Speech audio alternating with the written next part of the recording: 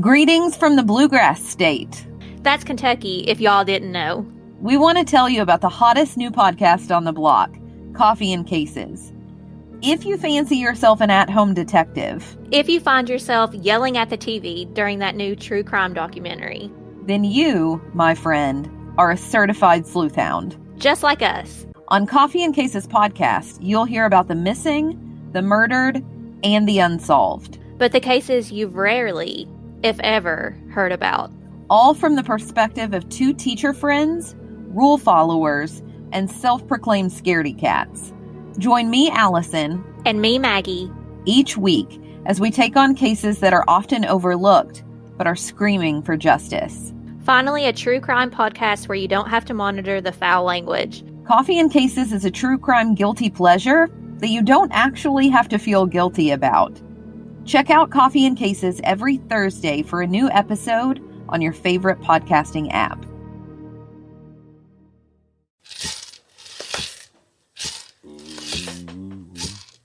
You're listening to Sirens, a true crime podcast, brought to you by the Sirens Network. This podcast contains explicit content, so listener discretion is advised. The opinions expressed on this podcast are solely the views of the hosts and do not reflect the views of affiliates, associates, or sponsors of this podcast. This is Sirens, a true crime podcast. The Springfield Three refers to an unsolved missing persons case that began on June 7th, 1992. So today marks the 31st anniversary of when friends Suzie Streeter and Stacy McCall and Suzie's mother, Sherrill Levitt, went missing from Sherrill's home in Springfield, Missouri. And so this is what we will be discussing today. I'm Raven Rollins, and I'm here with Professor Mandy McNeely, and we have some special guests today, Coffee and Cases podcast with us. Hi, ladies. Thank you so much for having us. Yeah. So I'm Allison Williams. I have been interested in true crime since I was a wee little girl, and I met with Maggie, who will introduce herself in just a moment. And we decided to really focus on unsolved true crime, highlighting lesser known cold cases where we can interview the family and hopefully really make a difference in terms of families knowing that they have support of continuing to get stories out there. Yeah, that's really our main focus. Absolutely. That's awesome. Yeah, that's great. We do that too. But we're also kind of anthology based, I guess. We do a different case every episode, and a lot of times it's solved, but if we do a solved case, it's because we have something we want to talk about with that case. And we usually have experts on, whether it's a detective, whether it is a prosecutor. We talked about the McGirt case once with the prosecutor from a tribal nation. And so we always have something we want to talk about specifically if we do a solved case like that. So it's Allison and Maggie. Yeah. It's Coffee and Cases. That's it. We can find you anywhere. Maggie's going to introduce herself. Maggie, you didn't introduce yourself. I am Maggie, so I'm the other half of Coffee and Cases, and Allison and I met because I moved to the classroom that was beside of her, and she was kind of quiet, and everybody was like, Allison's such a great teacher, but she just kind of does, sticks to herself. She's always really busy, and I was like, I'm going to make her my friend. and then I did. She did. Can I ask you guys where you guys are located at? So we're in Kentucky. Somewhere in You can Kentucky. probably tell. Do you guys focus on just Kentucky cases, or is it Southern cases, or anything? We do anything and everything. Okay. I particularly love Canada. Ooh. Oh, yeah. Maggie's obsessed with Canada. Yeah, we've done a lot of Canadian cases. But Maggie just covered a local case to us. And I'm working on a couple of those as well. So we do like when we can find local ones, but we cover them from anywhere. Oh, Awesome. that's pretty awesome. So we cover our coverage area is the Southwest and the Deep South. That's what we do. And we try to focus on our home, which is Oklahoma, when we can, especially with cold cases. There's a lot going on here. didn't know you guys were Southern sisters. I'm into it. Yeah, we are. I am Raven. I'm a private investigator.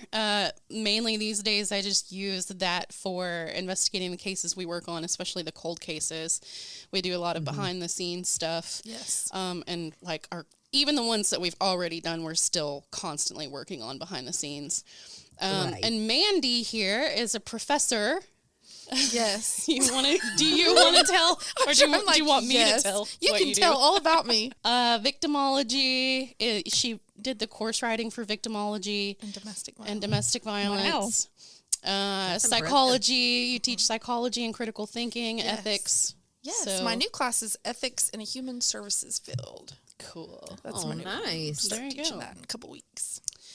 So let's dive in. Want to? Okay. Okay. Let's do it. So we are going to talk about a case that is in Springfield, Missouri. Now, I wanted to start out and talk a little bit about the community. I think it does make a difference, and I do think that it says a lot for this case. The community where the home was located, I think there's a lot that kind of comes out of location for this. So Springfield, Missouri is, I don't know, not very far from Branson, Missouri. No, it's like 30 minutes, I think, was the 30 drive. minutes. Yeah. It is up in the Ozarks. Now, people think the Ozarks Gorgeous. is just Arkansas, but But it is it's not. gorgeous, It yeah. is Missouri and Arkansas. It runs a pretty big It expanse. does. But Springfield has a higher crime rate now. What did it have a high crime rate back then, or was it kind of average? Back then, I would say it was about average. I don't remember, and Because we're talking 1992. I lived near there in 1992. I lived in Kansas City area in 1992. You did? I did. I was there. And I remember all through high school that I didn't really hear anybody. Of course, I was in high school. That was not my main focus. Yeah. But we heard about things happening, and it was always in Kansas City, never Springfield. Right. And since then, Springfield, I love Springfield. There's so many great things in Springfield, but it has become one of the highest crime populations in the United States. Oof. Springfield is up there with some of your major crime areas in the country. I don't know what kind of, I don't know where that switch was flipped, really. Yeah. But back in 1992, when I was in the area, and there were times where we would go to Branson, and so, we've driven through there many, many times. I've visited there. Now I've been there, stayed there, now. And I don't remember the crime rate ever being that high back then. I think it was a pretty relatively low crime rate. Yeah. I think for violent crimes, probably Right, petty crimes. I think it was probably about normal, average. So with that said, I wanted to explain that. So you kind of had, because I know Springfield has gotten a bad name. Right. When you say Springfield, Missouri, they're like, what? Yeah. And so I wanted to bring that up because I wanted to kind of been there many times, stayed there, love it there. It's beautiful. So just wanted to add that in. So this takes place, and I know Raven has already said that, takes place on June 7th, 1992. I want to go back a day because the day before, you have friends Suzie Streeter and Stacy McCall graduating from high school. From Kickapoo High School. Yes, and people are like, What a great name. I know. Well, Yeah. we have Kickapoo here. Kickapoo. We got a Kickapoo. And Shawnee in it, and Shawnee. I think so. Yeah. Yeah, it's a great name. That's awesome. And so this is where I get another question. I've had several people say, they graduated on June 6th. Isn't that late? Not for that area. Oh, really? Right. Schools in Missouri, Kansas, they all end usually in June. Oh, wow. Okay. I didn't know that. They start later in this fall than we do here. So I remember starting every year at high school, we wouldn't start till after Labor Day. Oh, wow. Really? Now, it's different now. Now it is. But back then we started the Tuesday or Wednesday after Labor Day. Wow. And then we would be out the first week in June. So that is about normal for that time It's a really frame hot to time be to out. go to I know. school. That's just the way they do it. I don't know. Weird. So Sometimes go through June in eastern Kentucky just because of weather. Right. Yeah. well, and I will say Missouri and Kansas, their severe weather time is June, starts in June, and it doesn't start in May. So their severe weather time doesn't really start until June. Oh, okay, cool. So there's kind of The more you know. back history on that. So now that we have the back history kind of on the community, I want to talk about the 3 people that this case is centered around. We have Sherrill Levitt, who was a white female. I want to describe them so you have a good idea of who they are. Since they are still missing. Yes, these are still missing persons. They have never been found. She would be around 78 years old today. She was 47 when she disappeared on June 7th, 1992. She was 5 feet tall, exact. Oh, tiny. Tiny, I know, 110 pounds. She had So small. I know it is. Blonde hair and brown eyes. Her hair was short. It was a more of a bleached blonde hair, Okay. they said. Freckles on her neck and chest area. And her daughter lived with her, and her name was Suzie Streeter, or they called her Suzie. Suzie Q. Suzie Q. I love that. I know. She was a white female. She was 19 at the time. She would be around 50 years old now. This is how long this has been. Dang.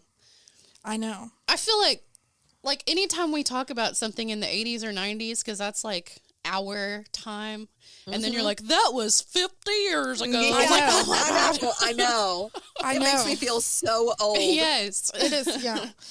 And so now I want to say that the FBI has her as 5'2" to 5'5" in height, but every other article or place that descriptor says she's 5'2". So I don't know why they have. Yeah, I've never seen to 5'5" except on that FBI flyer we looked at. And that's the official FBI flyer. So I'm not really sure. Get it together, FBI. I know. I don't really know.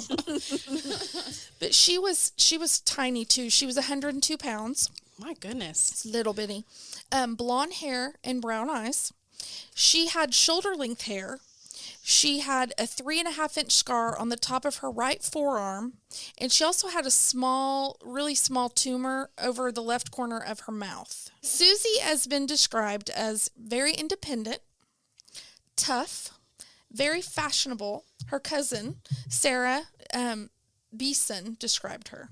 And she said she's very fashionable, always had the latest fashions, which back then would have been Gap, Gerbeau, Banana Republic, Cole Haan, Yeah. That was kind of because they're not much older than me. No. Like, at all. Yeah.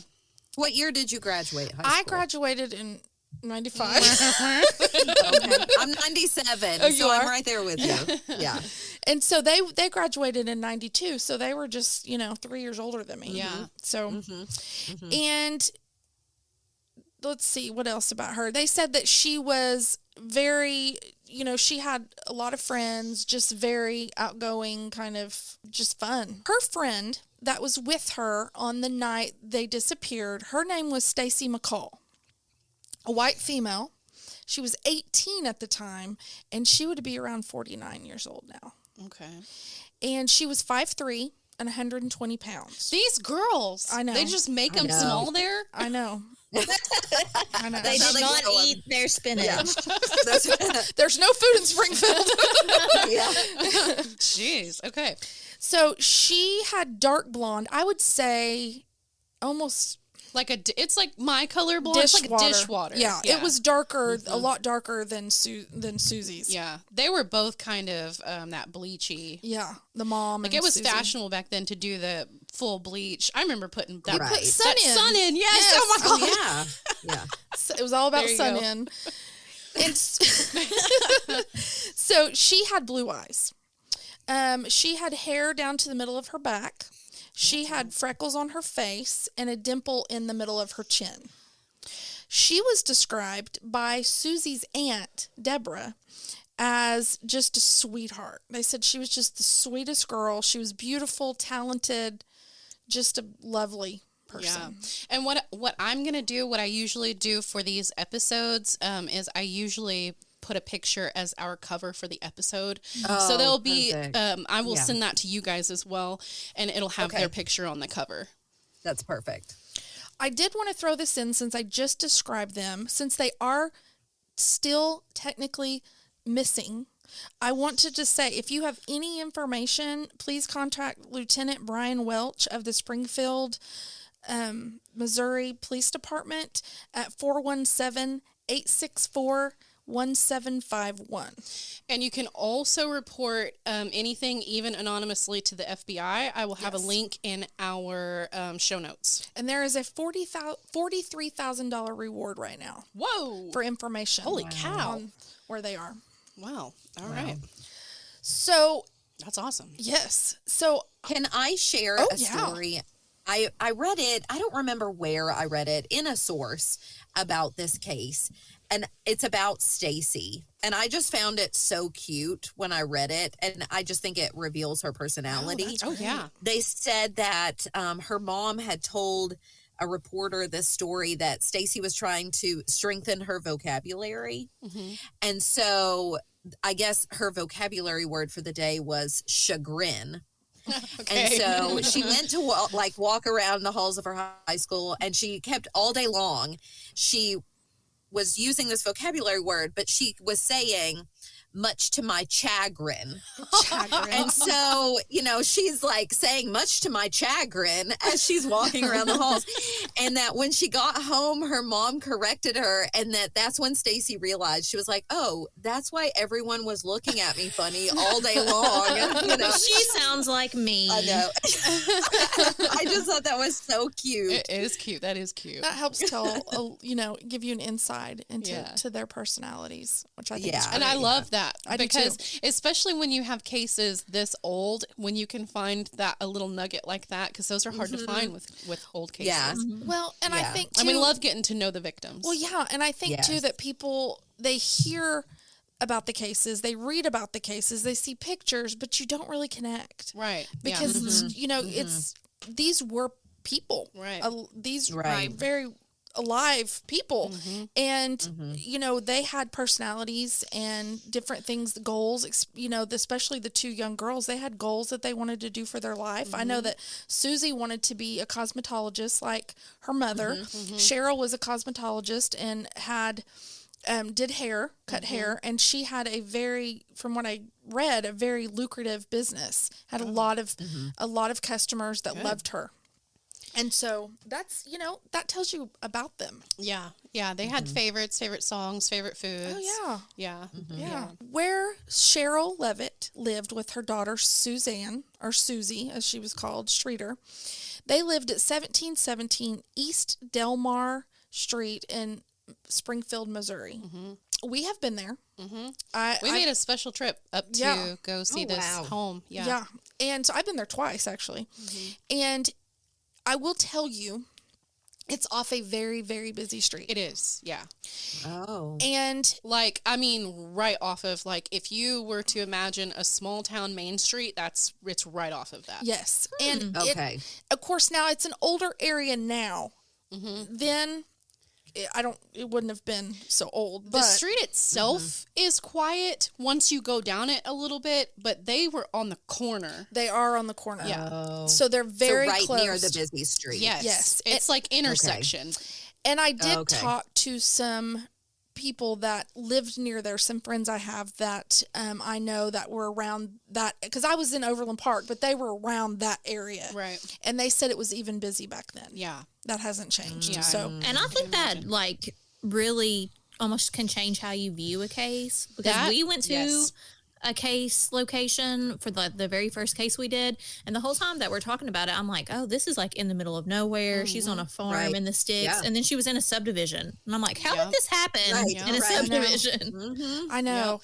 Yeah, that's why we try to make it a point, especially with these unsolved ones, to get there and see what we can see from where this happened, where it took place. We've done that on several occasions, and it really can change your whole perspective. Yes. And, so this house is kind of right on the corner almost of this busy street. And then if you go a little ways down, you get into these big, huge mansions. Yeah. It's very strange wow. because this house itself was very small. It was. It was a yeah, small house. but it was cute back then. Yeah, it still is a cute It's little cute, house. but it's older. But yeah. it back. But when you see the pictures of when Sherrill got it, it was she had it fixed up really cute.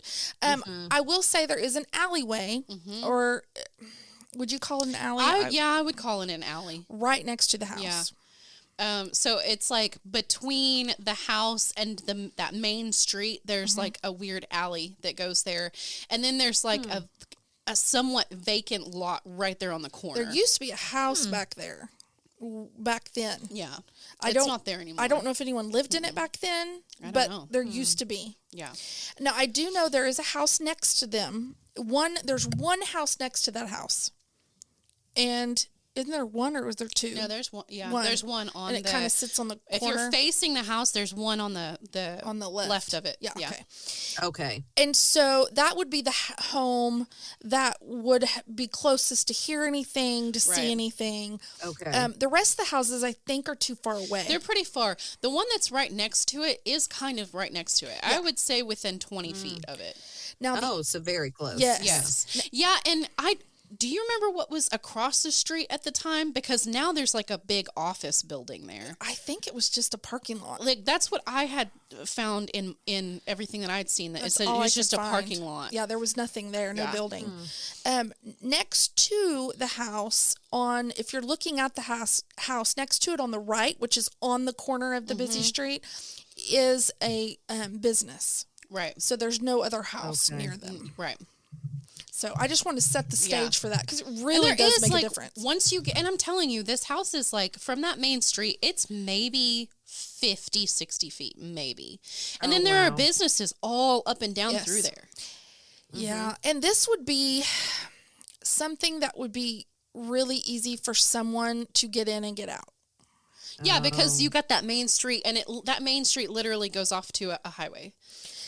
And I'm going to tell you that if you go the opposite direction and you go near where the mansions are, the road gets very narrow. Yeah. Did you notice that? Yeah. It's like one way in and out. You It's would like a definitely one-way road. not go that way to get away. No.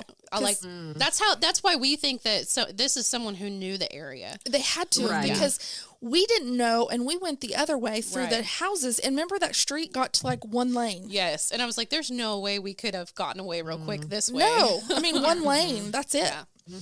Okay, so we've kind of told you. We just think that that's kind of important to know. Yes. To let people hear our perspective from seeing the home updated today. Now I will say there is someone who lives there. Yes. And We they saw are them. very awkward about you about saw being them. there. So don't They weren't rude, but they maybe don't go there and just Knock on like their walk door? up. Yeah. yeah, they did let us know that they were there. Yes, they did.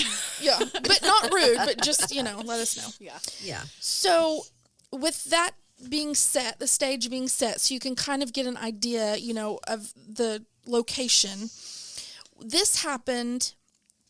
So let me back up. Sherrill, who is the mother, she was home that night. I don't know. She was home all night. I'm sure she went to the graduation. Then she came back from everything I've read. And I've read some reports that said she was even out in the garage. There was an unattached garage. Yes, there is an and unattached garage. it's still there. Yeah. It's still there. It has a carport over it where now I will say this, where Suzie parked her car normally. Right. Normally the mom did not park her car back there. But that particular night, the mother's car was under the carport. Right. And so I just wanted I wanted to say that because everything I've read said the mom's car was never parked under the carport. Right. So that tells me right there that she didn't think that Suzie was coming home. Right. Yeah. Right. Suzie and Stacy graduated that night from high school, from Kickapoo High School. They went to several graduation parties, and they were supposed to spend the night at their friend's house. And when they got over there, their friend had a lot of family members in town for graduation. Her friend's name was Janelle Kirby. Thank by you. the way. Yeah.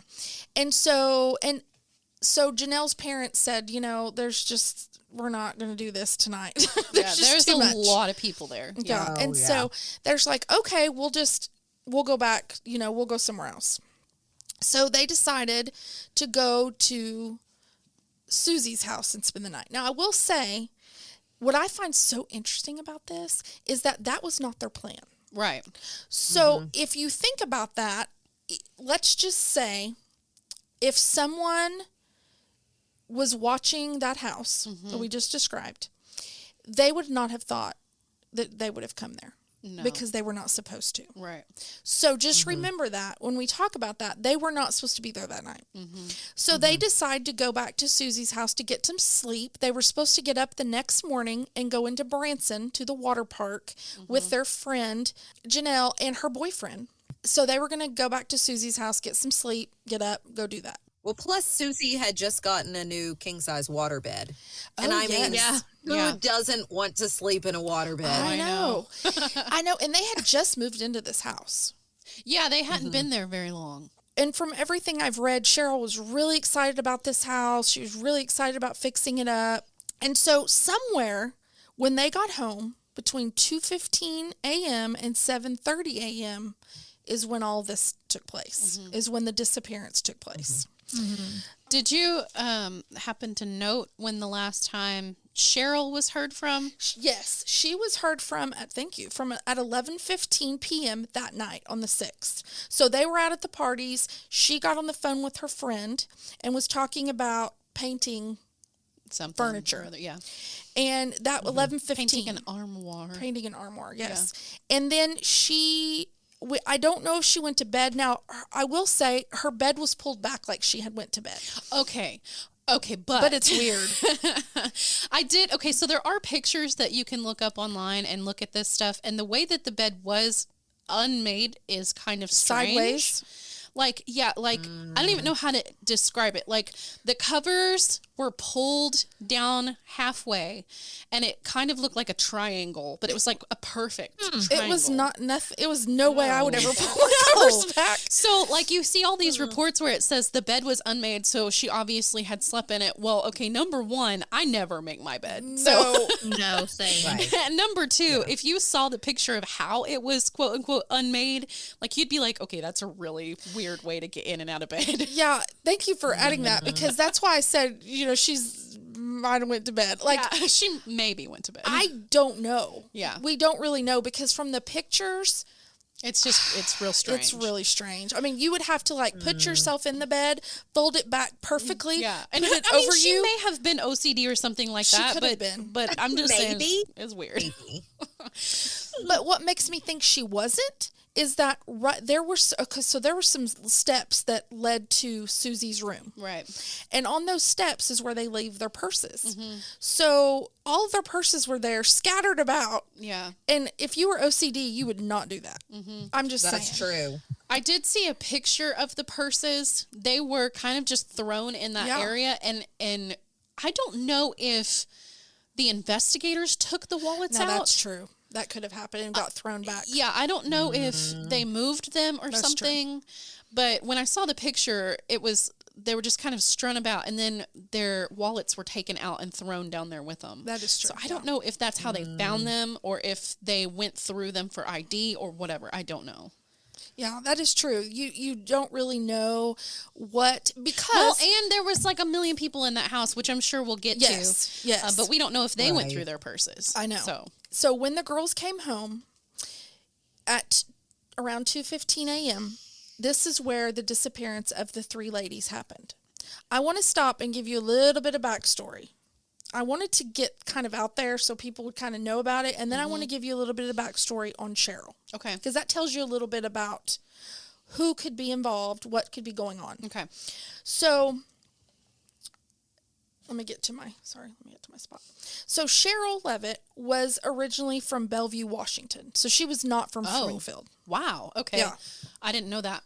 She got married to her first husband, Brent, and a year later, she got married in 1964, and a year later, she had Bart Streeter, Right. who in 1965, she had him, and then in 1973, she had Suzie Streeter. So they're kind of A little ways apart off, yeah. in Mhm. age. Yeah. So that would give you an idea, too, because there is an older brother, but he's a lot older. Right. So her and her first husband, Brent, they lived in Washington, mind you, divorced a couple years later, and she married her second husband in 1980, Okay.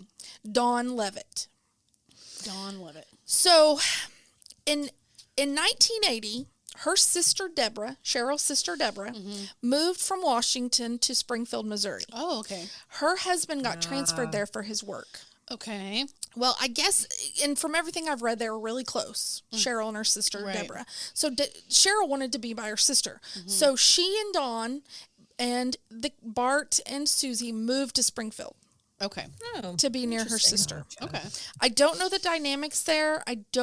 Now, I know Susie's parents were alive at the time, and they lived in Washington. I do not know why she, decided to go to Springfield, but she did.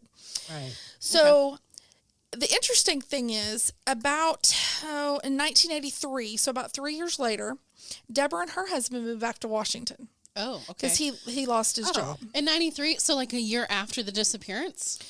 No, 1983. Oh, 1983. So they were Okay. only in Springfield 3 years, Oh, her okay. sister. But by this point, Sherrill was pretty established as Right, with her hair stuff. with her and- hair okay. and cutting That makes hair. And sense. so she had a good business. And so they decided to stay there Okay. and not go back to Washington. Right. Which is kind of sad because she had followed her sister Yeah. and then her sister goes back. But that happens. So The chances you got to take. I know. So 6 years later, Dawn and Sherrill divorced, which is 1989. Okay. And so we're getting close to the disappearance now. Closer, 1989. Right. Now, this was in Springfield. So they were still in Springfield, Okay. Sherrill. She decided at that time to get a house of her own. And that's where 1717 Delmar Street came in Oh, okay. because she got divorced. Now, think about Bart. He was grown by this point. He was, Right. he And would have been probably moved grown. out, yeah. And from everything I've read, and I know you've read too, Raven, that he was very estranged from his mother. Yes, I did. Yeah. They had a very complicated relationship. I know at one time Suzie went and lived with him, and then they got into an argument. Yeah. I had heard that, and this was actually even mentioned in a statement from the Streeter family later that I'll mention later. But he did have a problem with alcohol abuse. And that, I think, is what put the strain on his relationship with his mother so much, because obviously she wanted him to get help and get better. And he didn't want to, so... Yeah, and I think For a while. I think there was a little bit of volatility there. Yeah. On his part, Right. From what I've read, I know that he and Suzie had gotten along, and then they didn't get along. It was kind of back and forth. Yeah, because did you just say She Suzie lived lived with with him. him? Yeah, it wasn't very long. No. But she did live with him for a while because her and her mother were getting into it as well. Yes. But then she moved back in with her mom. Yeah, she moved back in with her mom, and that's right around the time this happened. And not I'm long guessing before. Yeah. that their dad was just like out of the picture. Well, their dad was in Washington, so yeah. I don't know. There's really not much about his involvement. yeah. Okay. I don't really know, but he was not in the area. Okay. Now, her second husband, Don, I don't know if he was in the area at the moment, but Yeah. he moved to Springfield with them. Right. So Okay. let's move back to June 6th. Okay. The girls went to the graduation. They went to parties. They decided to go to Susie's house to sleep and then get up and go to the water park in Right. Branson. The next morning, their friends, they could not get a hold of them. They didn't hear from them when it was time to leave. They weren't answering. So they decided to go over to the house and Right. check. Right. And when they went over there, now this is where we go back to the cars, because Cheryl's car was underneath the carport. Yeah. And if you look at the pictures, like there are like evidential pictures or whatever of Yes. how the cars were there and parked. All of their cars are very similar. They're all like little Yes. red cars. Well, her mom's wasn't. Cheryl's wasn't. I think it's blue. Yeah, I don't know. but the two girls had cars that were like They almost, were both red. Yeah. Yes. Yeah, And they're red. I think Susie had a Mustang. So there was a circle drive in front of the house. So the driveway under the carport, right in front of the detached garage, was Cheryl's car. And then in the circle drive was Susie's car, which is red, and Stacy pulled in right behind her. If everything you read, and one thing that I did want to mention is I know it's a little small detail, but it's always bugged me, is that Susie's car was a little bit in the grass. Okay. Okay. And the reason this is important to me Go on. would make me think that they were not looking around them. They were just driving up. They probably, had been. I mean, it was 2 in the morning. Yeah, and so It was, yeah. it makes you think one of two things: it was in haste, Yeah. or it was not watching at all. They just pulled up real quick and jumped out. Yeah. So I don't know which one it is. Man, I'm not going to lie to you. When I was 18, I did not pay attention very much. So I could have been parked anywhere. My dad. Well, man, if I would've I mean, especially if she normally parked under the carport and she didn't really park that's true. there, That's a she good could have true. just, See? There you go. that's good. misjudged the curve of the driveway. I think with would. me, my dad would have killed me if I would have parked in the grass. Yeah. So it would have been one of those Mandy's rushing to Yeah. get. But the thing about the cars too is that if you think about this, the cars were, because of this circle drive, it goes right in front of the house. It does. And so you would have to navigate to get 3 girls out of this house. You would have to navigate through those cars parked right there. Would. But they were pretty close to each other. They parked pretty Yeah. close. I mean, we're not talking about one of them's in the street and one of them's, they're both right behind each other. I've always wondered, how could someone pull up with that busy street and no one see it? I'm sure people did Right. see it. They just didn't pay attention. Yeah. Because they didn't know what was going on. Yeah. And so just something to think about. Interesting. So I had to throw that little nugget in there about the car. Sorry. So it looks, so from all accounts, they went into the house because their purses were in the house on the stairs. We were talking about, kind of being strung on the stairs, that the little couple stairs, not like a full staircase, just a couple steps that led into Susie's room. There was a little dog, and the dog was there that night. Can we talk about this for just a Yes. second? Okay, this is my tangent. Yes. Okay, because I spent 15 years as a dog groomer and trainer. And everywhere that I've seen reports, it's like, oh, this dog was so agitated when they got in there. Right. I read that too. Yeah. I read that too. Okay, but this is a Yorkie, number one. And Yorkies are just like that. I'm sorry, Yorkie owners, but they are like yippy and they are standoffish, especially if they don't know you. I mean, even if they do know you, sometimes they just get a mood. You know what I mean? Yeah. Right, Like, so this is not uncommon for how a Yorkie would act. I'm just throwing that out there. Like, So I don't this think may it was have agitated. been, Little Cinnamon's, just her disposition. Well, because I mean, Yorkies are yippy. And so anytime that most Yorkies, anytime someone comes into the home, they do this little paw dance thing where they like move their little feet back and forth real quick and they do these little turns and they kind of yip a little bit and they growl and they do these little, like, they're just so animated. They're such animated dogs and they might growl and yip and bark, and that is not like aggression or agitation. It's just how they are. Right. And I think they're temperamental too. My neighbor has a Yorkie and they went overnight. And so we went like every couple hours to let her out. And like, she knows us, will run up to me and my husband and lick us. But she was so mad at them for leaving her overnight. Yes. When we were trying to let her out, I was like, come on, Elsa, let's go outside. And she was like, no, screw you. They got and I feel like attitudes. she had never met me. Yeah. I'm telling you, Yorkies have attitudes. They're one of the hardest dogs to groom, not because they're like aggressive or mean, but because they move so much all the time. Like, they just constant. Like, you would have to, those little groomer nooses that you would have to not put that on or put something around their entire body, because they would spin so much that it would like, Oh no. yeah, it was like spin around their neck, and like it was just thing. that I'm just saying. That's just a Yorkie, y'all. Right.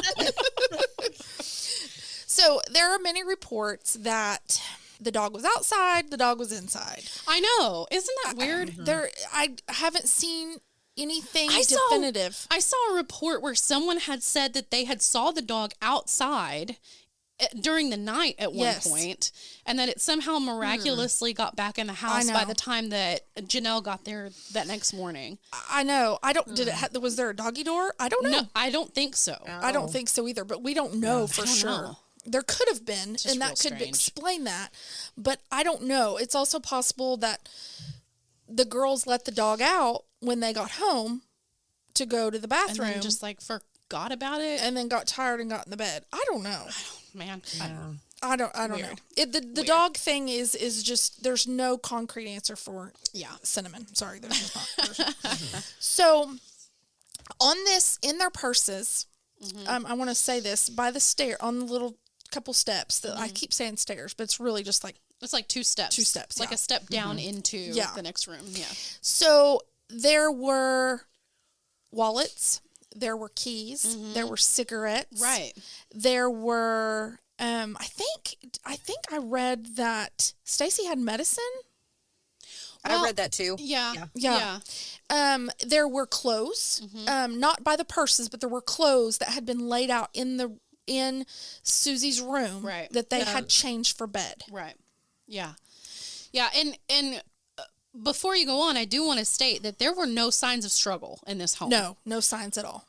Like everything was still kind of where it was supposed to be. There was like nothing broken or like, Do you want my disclaimer? Except for the light outside. Except for the light. That was my disclaimer. Yeah, Are you ready for that? So the light outside had been broken. The porch light. Now, here we go with me. So Okay. The bulb had the bulb was there. The bulb was the globe. fine. The globe. But the globe. Right. Now, when we looked at the house, it's very close to the front door. Yes. Yeah. Extremely close. So, but it's kind of high. Didn't you think it was higher? I thought it was kind of high. It had kind of a higher ceiling. It so did. You would have to. I feel like you would need a ladder to get up there. Yeah, or be tall. Or be like 6'4". Yeah. But with that said, because it looked like it was like an 8 or 9 foot ceiling. I mean, it was pretty tall. The front porch. Yeah, the front porch. Yeah. Well, the owner who walked outside was pretty tall. Yes, a little lanky. And walked outside, and it was still pretty tall. It was still pretty tall. Yeah. That's why I was, because of the owner. So hi, owner. We're so sorry. Sorry about it. Thank you for letting us stalk in your space. So I have read and seen and done with my studies for my students that there is a thing that people will knock out the lights or the globes around it, where there's glass on the ground, to specify a holding place. As like a signal. As a signal to where they know where to go back. Okay. So they do that on purpose. To like mark the house? To mark the house. Okay. And now I don't know if that's what happened here. But when I first heard it, that is exactly where my mind went. Was this a hold? Was this somewhere so the perpetrator had been by there and knew to go back? Right. I don't know. I don't know. I don't know when point. that happened. I don't know if it happened sometime earlier or I don't know. Because we know that happens even now. That happens with like cars and parking lots. Yeah. There's a bunch of things that people like trafficking and stuff do to mark your car to tell other people, hey, this one, take this one. And that's what they used to do with homes. I don't know that they so much do that anymore with homes. Well, it's much easier to do it in parking lots with cars. Yeah. Yeah. But that they did then. You have to remember, 1992. Yeah. Right. There weren't cameras around every single corner of your home. Or cell phones. Or cell phones. The interwebs. Now, I will say, in 1992, I had a friend named Nick. Hi, Nick. He had a cell phone. And, well, this has probably been 93. He had a cell phone. Like one of those big, It was a big bag phone. Oh, my God. And he would take it out and put it in his back pocket.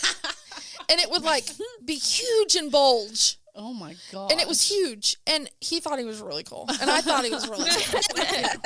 So that's what we're talking. Yeah. When we he didn't call anyone on it because it cost like $100 a second. Oh my God. But, not really. But it costs a lot of money. Yeah. And so those were the kind of cell phones there were. There was no social media. There was word processors. Right. I mean, there were computers, but most people didn't have. So if there were some sort of network happening here, they would have to be very close-knit network. So I don't think that wouldn't be the case where it's somebody that would, there's no cyber stalking, anything like this going on. Yeah. So you would have to actually like organically see someone out and about. Yes. And like follow them home. Yes. And so that gets kind of with the next part.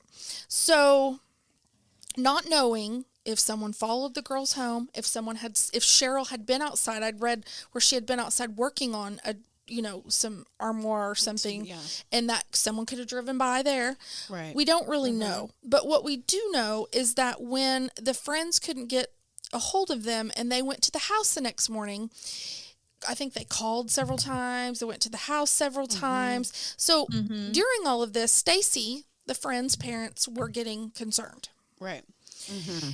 And couldn't get a hold of their daughter. Didn't know where she was. Which her mother's name is Janice, by the way. Janice, yes. Yeah. Well, they went to the home. They did. Oh, yes. First. Thank you. Yeah, they did go to the home first.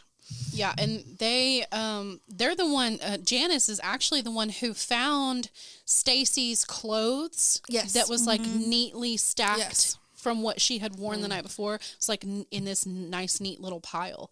And she was like, she knew that was the only clothing that she had with her. Yes. And that if she were out somewhere, she would just be in her t-shirt and underwear. The first phone call was when Janelle Kirby was there. She answered a, quote, strange and disturbing call from an unidentified male who made, quote, sexual innuendos. I've never seen anywhere what was actually said during that, but she apparently hung up on this person. She received another call right after that was like sexual in nature. Again, hung up again, didn't answer anything else. So then later, when McCall's mother, Janice, got there, she checked you remember those old school messaging machines? Oh, yes. Yeah. They had to hit the play button. So she saw that like there was a message waiting and she played it. It was apparently a male making sexual innuendos, and she somehow accidentally deleted it. Now, we need to say how they got into the house. They just walked in. Yeah, so I wanted to make sure we said that. Yeah, because the door people were was like, how did they unlocked. get in the house? Yeah, no, it was unlocked. The door was unlocked. Yeah. So we did want to make sure. So there's several people going in and out of this house, checking the phone. Now, I do want to say, I want to say I read somewhere that Sherrill had complained that there had been obscene phone calls going on before that. I did see that, I can't confirm it, but without her to corroborate her there's saying no way that to initially, know. you just wouldn't know. But there is some reports that was not the first. Well, I also had heard that just reports in the area that people were getting strange phone calls. So I don't, and that could be completely unrelated. Yeah. Back in that day, there was no caller ID either. No. And so you just answered the phone as who you got. And your number was in the phone book. Yep. Now, I don't know if your name, number, and your address was in the phone book. So it makes me wonder. Everything was there. I don't know if her address would have been in the phone number book yet because she had just moved there. I don't know. That's a good question. It's a good point. Someone find us a phone book from Springfield in 1992. I'm sure we could go to the Springfield. Might be in a historical society. Yeah, and go to the community. Well, from there is where Janice called the police. Yes. I actually think she called the police on that home phone, on the girl's home phone. Yes. And then, the police came. So Deborah, who is Sherrill's sister, they caught word of this going on. I want to say someone called them. Someone called Deborah and told her that. Oh, the sister? Yes. Sherrill's sister? That they couldn't find them. So Sherrill's father, he was still alive, and he got really worried and flew out to Springfield, Missouri. And this isn't something that is known a lot, that Sherrill's dad came out there. Now, he ended up passing away in 1997, and her mom passed away 13 years later, so they're not alive. Right. They would be pretty old if they were alive now. Yeah. But her sister said that there were posters and billboards were put up everywhere. I mean, they really looked for there was a lot of publicity. In fact, I remember, and I've told Raven this since the beginning, I followed this case back when it happened. Yeah. Because we heard about it in Kansas City. Like, it was all over the news. Yeah. And so I remember watching it take place. Yeah. And watching them searching for the girls take place. And I don't remember much else than that, but I remember following it since that point. Well, in the way of evidence, so there wasn't very much collected because So Janelle was there. Janelle's boyfriend was there. Janice was there. Janice's husband was there. And then a lot of other people were called, and a lot of other people showed up before even the police got there. And so a lot of people were walking through the house, messing with stuff. And so it contaminated. Yes, it really was contaminated by a lot of people. Now, I'm not like trying to like blame them or whatever, because they were just trying to find their loved ones. But because of that, it's just kind of like the Jean Benet case. It's like, let's just let a million people walk through here. I know. You know? So not a lot was collected. I do want to say one thing about the cigarettes that was left behind. So it was said that Sherrill was a chain smoker. Yes. Apparently. And Suzie smoked Yes. too. Apparently Suzie also smoked and was as frequent. Now, Stacy, I don't know. I don't know about Stacy, but from someone who smoked pretty heavily for 17 years before finally quitting, and it was the hardest thing ever, they would not have left those cigarettes behind. They just wouldn't have. Like, period. Yeah. Like, I'm telling you, if they were like me with the chain smoking when I was smoking, it was like, whatever you're doing, you have a cigarette hanging off your lip. Like, that's just how you do it. Well, and people said there's been a lot of speculation that they just got up and ran off in the night. And I'm like, in their underwear? Man, I'm telling you, even if I was in my underwear, I'm putting a cigarette in my mouth. They're coming with me. It just doesn't make sense. She just got this new home. Yeah. She was excited about fixing it up. The girls just graduated. They were going to Branson the next morning. You're just going to get up and run off into the night? To me, it doesn't make sense one single bit. And I think a lot of the thought at the time was that they had just gone somewhere and they were going to be coming back.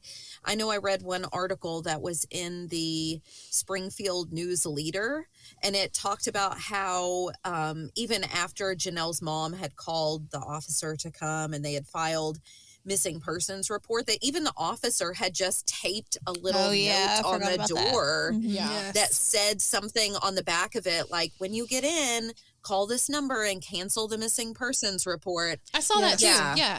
Yeah. It's very strange because, like you said, like, they left everything behind, the cigarettes, but their purses, their money, their keys, their cars, their clothes. I will say the money was still in their wallets. There was no money taken. Yes, and the thing that I find that's the strangest here is that there is no signs of struggle. No. So somehow you got 3 girls out of this house without a struggle. Except for the light. That's it. Except for the light. So unless it was one guy with a really big gun, I just don't see one person being able to do that. And then even thinking about motive. I mean, it wasn't just money in the wallets. There was a significant amount of money in the wallets. That were just, it was just left. Well, because Sherrill mostly dealt in cash in her business. Because of people paid cash for their hair. Right. And so it's also strange that you have 3 purses sitting right there and you're not going to take anything out of them. Well, that just right there shows you it was not money. It was not motivated by any sort of robbery. No. Yeah. Right. And the dog was not hurt. Now, did the dog go and hide when someone was in there? Well, I mean, where'd the dog come in? Was the dog outside? Where'd the dog come in? The dog probably hid, or it's very easy to like shut them into another room or something. But the dog would have been barking loudly. Yes, but even a loud bark for a Yorkie is not very loud. I mean, I don't think that the neighbors would have heard a Yorkie barking, because I have a Shih Tzu and nobody can hear him barking. The neighbor who is deceased said that night they saw a green, I think it was green, like olive green, moss green is what, like what I've seen. I said olive, you said moss. Moss Same olive color, I guess. And I will say this was one of those. This isn't a brand new van. This is like a 1970 van, 60 van. It looked like. I call them creeper vans. The neighbors said they saw that van pulled up in at the neighbors at Susie's house, Suzie and Sherrill's house, and they said at one point they heard a man tell them to, I think they told them to don't do anything Don't do stupid. anything Okay, there's the stupid. exact Yep. words. I was looking Yep. for the exact Yep. words. Right, yeah. And they said that they saw Suzie driving the van. Right, which is strange. Strange. I know. But I guess if you are just one person and you're trying to hold 3 people hostage with just one firearm, maybe you would have one of them drive. But why wouldn't you just drive somewhere else? I don't know. I mean, you're taking the chance that person who's driving isn't gonna drive straight to the police department or drive off a cliff or From reports, now I cannot corroborate this in any way, shape, or form, but that Suzie had probably been drinking that night. well, yeah, they had. Yeah, that's they what had, I read too. Yeah, So then why have her drive the van? I don't know. Right. That's a fantastic question. Yeah. They had been to those graduation parties, and yeah, it was said that they were drinking. I had never heard that anyone had witnessed them being drunk or like too drunk No. to drive, or But it anything would like explain that. why her car's kind of in the grass. Well, but yes, but that would also kind of tell me that whoever took them wasn't actually following them, didn't know where they had been that night. And that's a good point, because and that's you just hit it right on the head, because that's one reason I wanted to mention that, because if it was somebody at those parties, they would have known. Right. And If they had followed them from a party or and something why wouldn't like you that, grab them somewhere in between? in between? Yeah. Why would you Right, wait till right. they went to the safety of her home? Their home, Not right. knowing who's in there. Yeah. So that right there tells me they knew who was in the home. Like that they probably targeted Sherrill. Cheryl. Right. Right. That's right. and and there's been so many.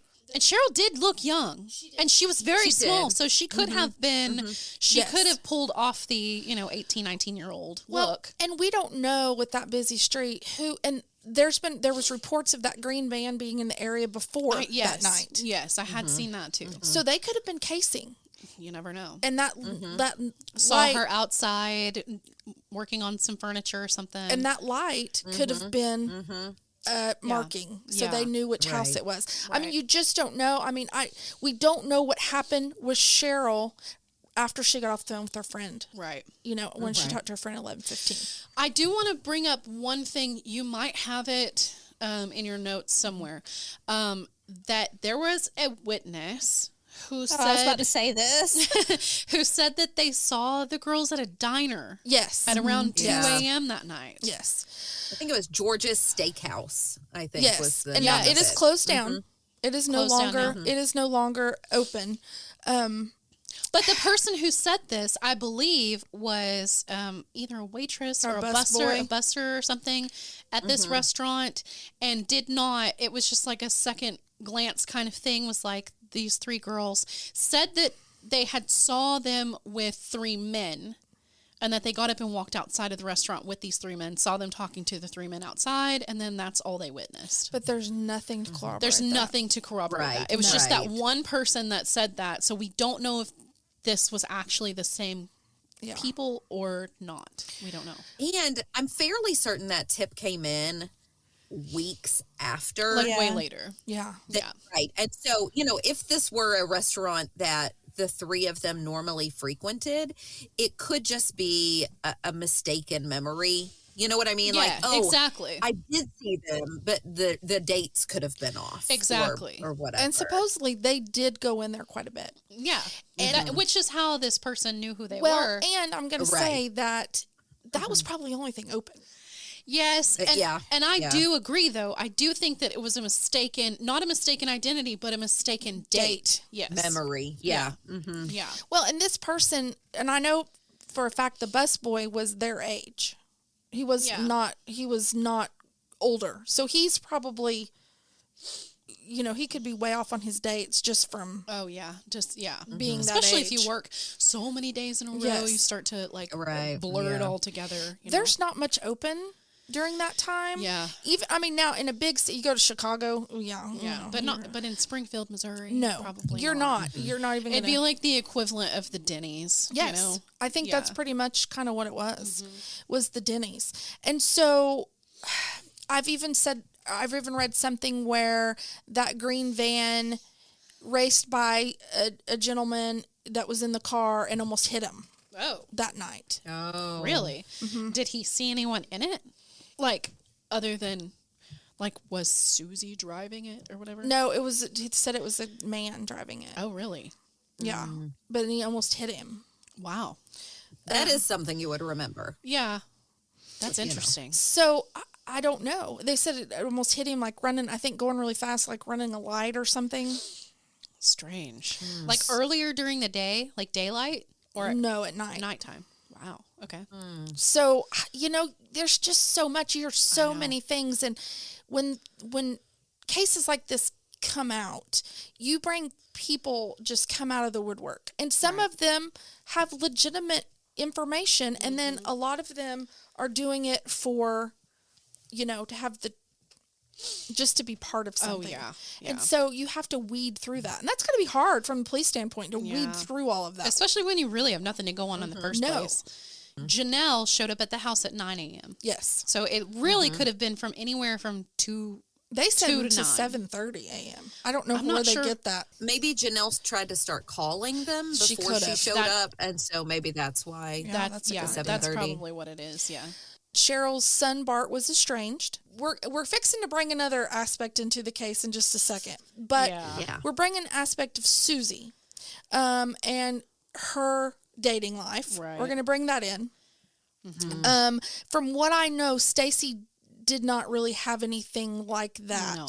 There wasn't really anyone to bring in the case for Stacy that I've read. Right. The FBI came in to the case. I do want to say that the FBI came in, the Missouri State Highway Patrol, because they were looking for the green van. Right. And then numerous law enforcement agencies. Right. I'm sure it's the equivalent to OSBI, Missouri State. Yeah.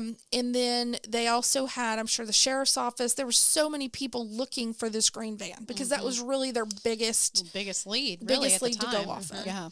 So so now that Stacy's parents have called, the police have shown up. There's been tons of people going into the house. There's, and this is where we are right now. So let's look at some of the suspects and who could have been around the area that night. Right. Okay, so first of all, this happened, they were found missing June 7th, 1992. All these people were called in, but it literally went cold after that. And then we jumped to December 31st, 1992, which is when it was featured on America's Most Wanted. So they had set up, of course, they have their own hotline, like a tip line, and a man called into America's Most Wanted hotline with information about their disappearance. And the call was somehow disconnected when the switchboard operator attempted to link that person with the correct investigators. And they could never get that person back. That man had stated to this dispatcher that he had, quote, prime knowledge of the abductions and was disconnected and never figured out who he was, never reconnected with him. That's that. Like that was, could have been one of their biggest leads and done. And again, the timing of that, there was no, the tracing wasn't like it is now. It would take a long time to trace a call. Yeah. So, So that was pretty much it. Then there was another tip. This is where it gets a little weird. Okay. So there was another tip that came in, and this was pretty far after the fact. There was a tip that the women's bodies were buried in the foundations of the south parking garage at Cox Hospital. Oh, yes. Right. And we went there. We did, because we wanted to see the layout of where this portion of the parking garage would have been and like how far away it was from the home, which was pretty far away. Yeah, it was actually. pretty far. I think we drove 7 or 8 miles. Yeah, and you have to go through the neighborhood where it's one way to get there. Yes, and you have to get to this specific parking garage, you have to drive past the main hospital. You'd have to know where you're going. You would. And plus, BT Dubs, this parking garage wasn't even built yet. It wasn't actually completed for until a year after the girls had gone missing. So they're saying that they were buried there when construction wasn't even taking place yet. I know, and they did have someone go out with... They did. I'm going to tell you about that. Sorry. I'm getting ahead. So in 2007, there was a crime reporter named Kathy Baird who invited a man named Rick Norland, who was a mechanical engineer, to scan a corner of this parking garage with ground-penetrating radar. He found 3 anomalies, which were, quote, roughly the same size as a human body, that he said were consistent with, quote, grave site locations. So 2 of these anomalies were parallel to each other, and the other was perpendicular. That's pretty much all that came out of that, because the Springfield Police Department had a spokesperson. Her name was Lisa Cox, and that she said that the person who reported the tip provided no evidence or logical reasoning behind this theory at the time or since then. She also said the parking garage began construction, obviously, September 1993, over a year after the disappearances. She said, quote, digging up the area and subsequently reconstructing this structure would be extremely costly, and without any reasonable belief that the bodies could be located here, it is illogical to do so, and for those reasons, SPD does not intend to. Investigators have determined this lead to not be credible, end quote. And here's the thing about that. Okay. Oh, man. So we wanted to know where this tip came from, and we actually got some insight from our friend Robin Warder at The Trail Went Cold. Yes. We had just recorded the Aileen Conway case with him, and we were talking about this case because this case is one that he covered as well on his show. So we were talking to him about that because we were like, we're about to cover this case, and he said, "Did you know where this tip came from?" And I said, no, please enlighten me. Not exactly the most credible. Yeah. Yes. Very reputable. Because we had not done any like research into it. We had only visited the site to this point. And he was like, oh yeah, so that actually came from a psychic medium. Yeah. I'm not lying. Yeah. Who called in the tip. Now, I'm not saying nothing about psychic mediums. I'm just saying that is uncorroborated. Like, it's not creditable enough to go dig up this big old and I will tell you, it is big. And there is a lot of cement. Lot of cement. When I looked at it, I thought, there is no way they could tear that down and find anything. So I wanted to find just some sort of statement because I love Robin and I trust him, but I wanted to corroborate him. And so I actually found a statement from a person named Darrell Moore, who is the former assistant at the Greene County Prosecutor's Office, who said the tip came from someone who either, quote, claimed to be a psychic or claimed to have a dream or vision about the case, end quote.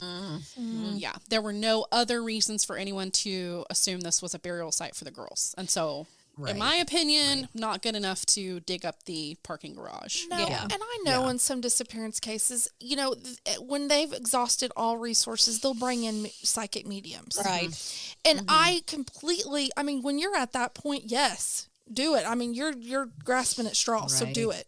But you can't base your whole thing around someone saying that they're in the cement in this huge parking garage. Now, if it were, for instance, they were next to this parking garage and it's real easy to dig there, you don't have to go through cement or anything, then fine, great, yeah, let's do it. But man, but you even got someone to come out with ground penetrating radar, and all you found were, quote, anomalies, which could be anything, could be rocks. Well, and it is right in front of the hospital. Someone would see it. Like, it's a hospital where people come in and out at all times of the day. And the hospital was there. It was, I think, from what I remember, that side of it was the emergency entrance. So there are people there all the time. So it would have been even more. Yeah.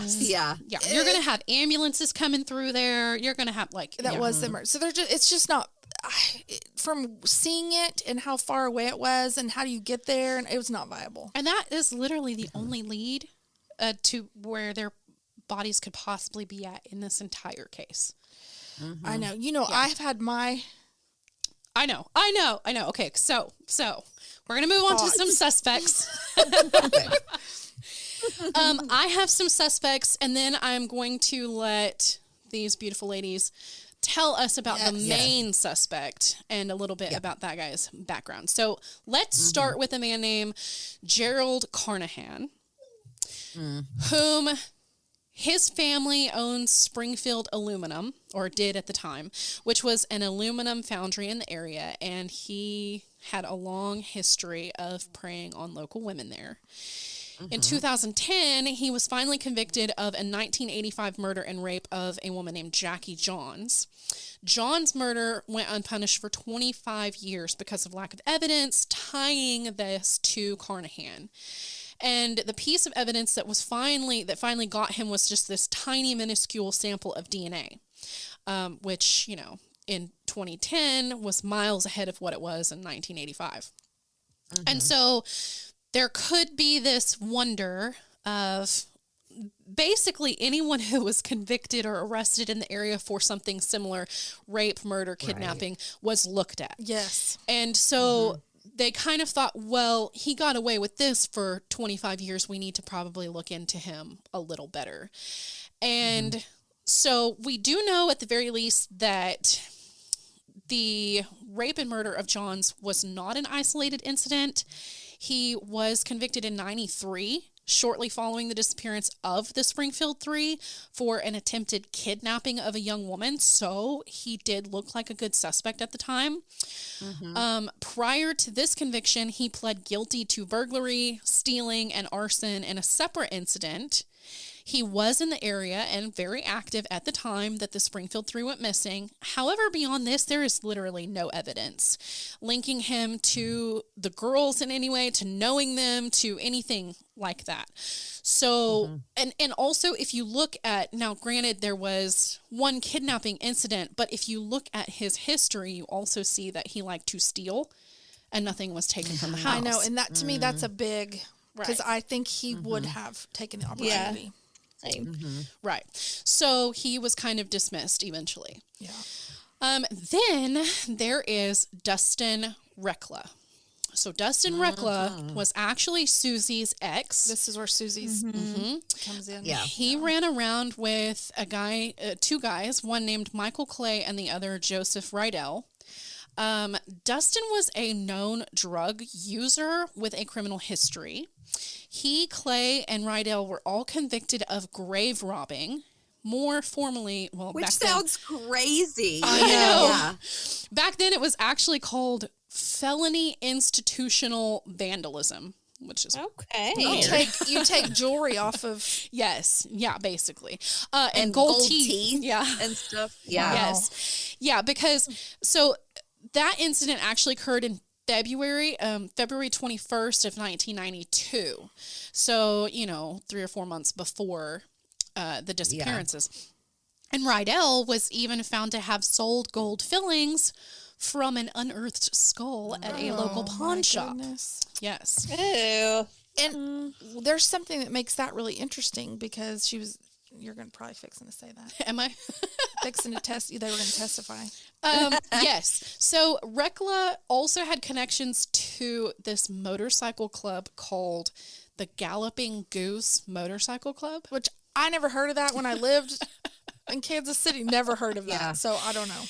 Apparently a group with a known history of violence. And then, of course, Sherrill Levitt and Suzie Streeter were both asked to testify against these three in court regarding the potential use of Sherrill's car in some sort of robbery. So the young men later claimed that her car was not used. Suzie Streeter also gave a statement to police regarding what she knew about it, but they were actually hadn't yet, but about to go and testify. Yes, they just appeared before they testified. The thing that, so Rekla and Clay eventually cooperated with the police during this investigation. The end of this whole big ordeal, they all eventually just received probation. So I really don't feel like probation is a big enough motivator to make 3 humans disappear off the face of the planet. Right. No. Right. And they probably, Yeah. and having an attorney, they probably kind of knew what they were facing. Yeah. So it's not like they just were completely shocked that they got Right. probation. Right. Yeah. So And if they're known for grave robbing, so they're stealing jewelry and gold. again, coins, yes, stealing. They definitely would have taken money from the Oh, wallet. yes. Yeah. They would have taken money. Exactly. Or gone through jewelry boxes. And I Exactly. think it would have been sloppy yeah. because Yeah. they're younger. Yeah. They're, Yeah. you know, and Susie knew him. She would have tried to, I think, to fight him back. It would have been really sloppy. Yeah, and messy, and you would have seen signs of a struggle. And Yes. yeah, I think so too. So, after that, we have the infamous Larry Hull, who has been claimed as a suspect in this case. Now, if you don't know who Larry Hull is, there is a show on Apple. It is called Blackbird. This show is about Larry Hull. Larry Hull is a self-proclaimed serial killer because he confessed to a crap ton of murders and then took it all back. Which I Okay. will say, here's my psychology kicking in. As a serial killer, that is a normal Oh, yeah. thing that they Yeah. do. We've seen plenty of them. They do that. like to draw you in and then spit you out. Yeah. They like to, that's how they keep control. So here's the reason why he was a suspect, because he and his twin brother, Gary, especially him, would drive around the country, the entire country, and go to these Civil War reenactments. And so they think that he could have been in the area at the time. And he had a big moss green van.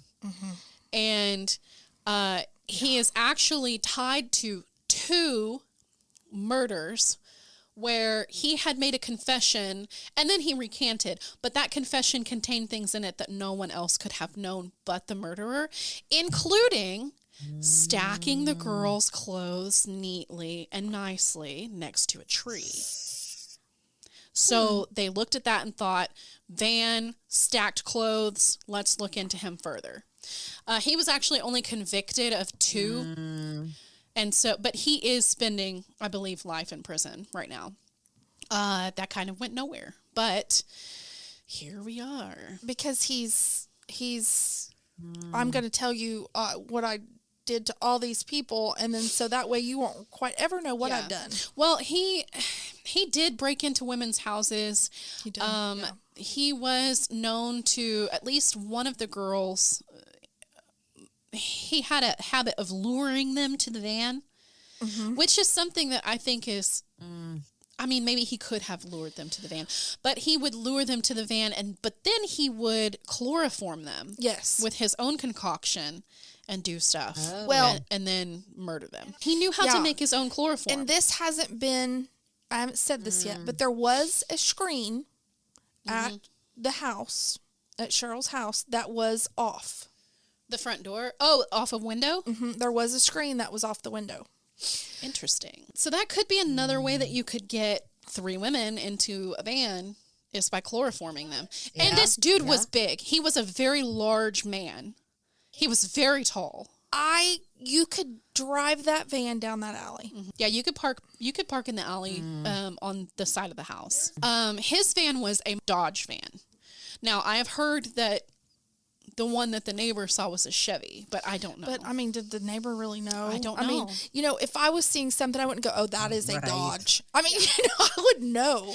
I will say, just to throw this out there, if you Yeah. do want to know a little bit more about Larry Hull, that show Blackbird is very, very good, and it's very accurate to what happened in real life. So you should go watch it. It's on Apple. Okay, so the next one is Tommy Lynn Sells. Oh, my literally the goodness. only thing that we have on Tommy. Listen to me. Oh, my goodness. Here we go. We do have an episode about Tommy Lynn Sells out right now, so you can definitely go back and Yes. listen to all of his nonsense if you want to. He was a serial killer at the time. He has 13 confirmed kills. In 2003, just a little recap, he was accused in Greene County of the 1997 murder of a 13-year-old girl named Stephanie in Springfield, Missouri. So he liked to roam mountainous regions like the Ozarks and anywhere where there were caves or mines. He was known to be in Oklahoma, Arkansas, Missouri. We know that he was in Pitcher, Oklahoma. Yes. We know for a fact he was in Pitcher. We know Yeah, for a fact we he do. was in Springfield. And we ran across this, didn't we? Yes. I think I was reading something and I was like, Tommy Linsells, was he in that area? He was questioned about it. I do think that he confessed to it at one point, but then he confessed to recanted. everything, I think. Yes, and he's another. Yes. That he just Right. confessed to everything, and then he just wanted to get out of prison. They would just take him out and be like, "Oh, where's the body you said?" And then they would just wander around for like 5 But we hours. do know a little bit more about him and his background as far as his Oklahoma Right. dealings. Yeah. We talked about him with Dardine family murder. Well, that was in Illinois. He's a potential suspect in that Right. case. Interesting. But it was an entire family. I mean, husband, wife, young toddler, and the wife was pregnant. Yeah. She had been beaten so severely that she gave birth, Yeah. and then the newborn was murdered. We talked about that. He was eventually executed for the murder of that girl. that He young girl. traveled a lot. He did. He traveled all over the place. He did. All over. And so, but his home bases were like Pitcher, Oklahoma and Springfield, Missouri. Yeah. He had a couple home bases, and for like anything that ever happened in those places, everybody's like, well, immediately we I should think he look had family in Springfield, didn't Tommy he? Linsells. Yeah. He had so. family in Springfield. Yeah. So that nothing ever came of that either. Obviously he was executed. We can't ask him now. No. So, Right.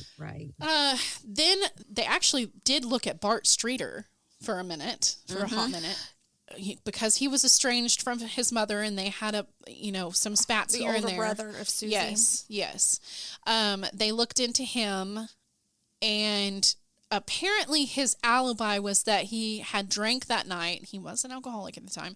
He drank that night and he'd passed out at home. That was his alibi. I think it would have been a lot sloppier with him too, because again, they knew him. They would have fought back. Yeah. Suzie would have fought her brother. I That think would not so, have been yeah. okay, Right. let's go. You know, Yes. I Well- feel like if you're going to make up an alibi, you wouldn't make up one where you're by yourself drunk. Yeah. You know? Yeah. If you jump into Bart's future in 2000, he was investigated in relation to a kidnapping in Las Vegas.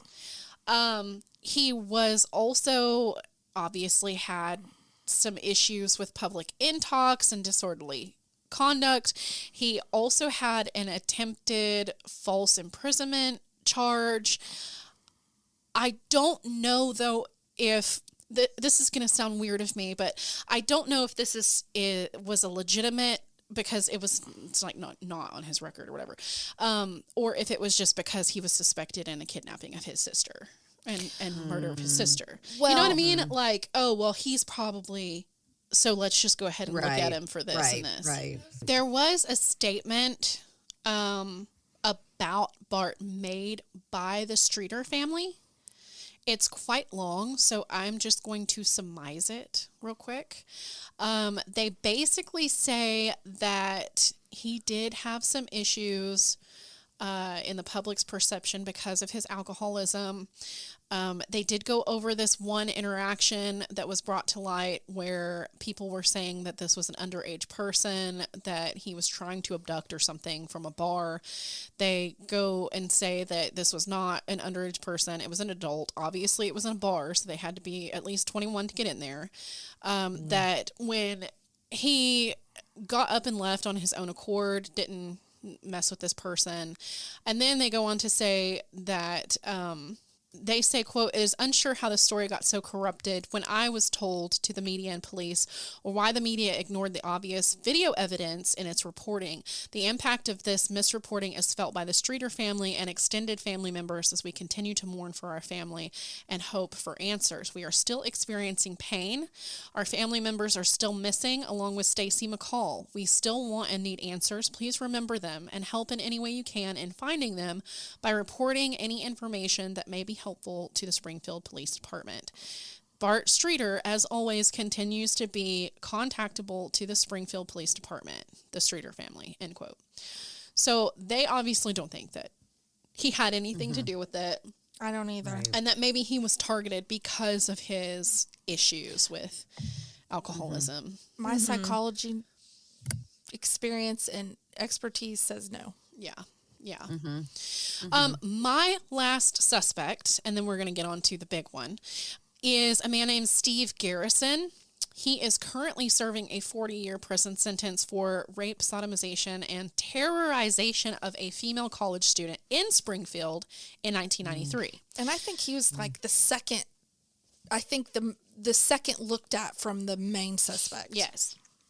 So he back then, and this is why, because he back then provided police with information that may have been legitimate, or may have been a sick attempt to gain attention or to get time off of his prison sentence or something by feeding, phony information. He actually claimed that during a drunken party, a friend of his confessed to killing the Springfield Three and told him where he'd buried the bodies and stashed some of the evidence. The name of this friend has literally never been released to the public, so no idea who he's talking about here. As a result of Garrison's revelations, police obtained 3 search warrants for 2 sites in Webster County, which is slightly east of Springfield. One of these sites had been previously searched by police in 1990 before the Springfield Three ever went missing for unrelated things. That was actually in relation to another multiple missing persons case, but they thought that was a drug deal gone wrong. So Garrison also added that they would find this moss green van that the women had been abducted in 12 miles south of this site. However, the reason that police gave weight to his story was that he seemed to know details about the case that had not been released to the public. Apparently, police were so entranced by Garrison's story that they had a gag order issued surrounding their searches. So again, that means that we don't know what they found, if they found anything, what they were looking for. We don't know. What we do know is that no one has ever recovered any bodies. No one ever found the van. They almost certainly did not find that van, because if they did, we would know that by now. Oh, sure. Yeah. If they found anything at all related to the case is a matter of debate. Garrison did not receive any sort of perks that I know of. He didn't get any sort of reduced prison sentence or anything like that. So I doubt he had anything helpful to add to the case. No. And that's where his involvement ends. So then in 1997, a man named Robert Craig Cox was looked at for this investigation, and I'm going to let Coffee and Cases tell us about this man. Okay. So I feel like in order to understand why Cox was considered a prime suspect in the Springfield Three case, it's very important to understand his connection with previous crimes. And one of the first goes back to the murder of Sharon Zellers in Florida, 13 and a half years before the Springfield Three case. Right. So back Here we go. It was, yes, we're going way back. 19-year-old Zellers worked at Disney World and was last seen on her way home from work around 10 p.m. on December 30th, 1978. But she never made it back to her Pine Hills home. Instead, her body was found 6 days later. She had been beaten to death. She was hit in the head at least 14 times from the reports I saw, and so brutally that her skull had been dented. She had died of blunt force trauma. Oh, my goodness. And worse yet is that her body had then been stuffed into a manhole near a gas station on Sand Lake Road. That is horrible. In Florida.